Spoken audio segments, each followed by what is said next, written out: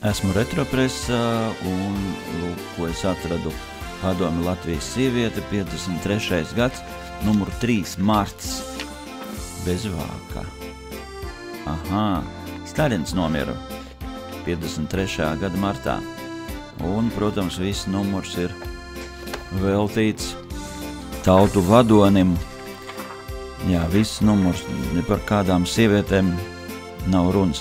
Un te, lūk, tā paša gada februāra numurs. Viss vēl mierīgi, jā, un par sievietēm, dzejolis māte. Iedomājieties šādu numuru saņemt cilvēkam, kas darbojās vai no arotbiedrībā, vai no vēl kaut kur, un šajos gados bija aktīvs. Un tas viss, lūk, Retropresā.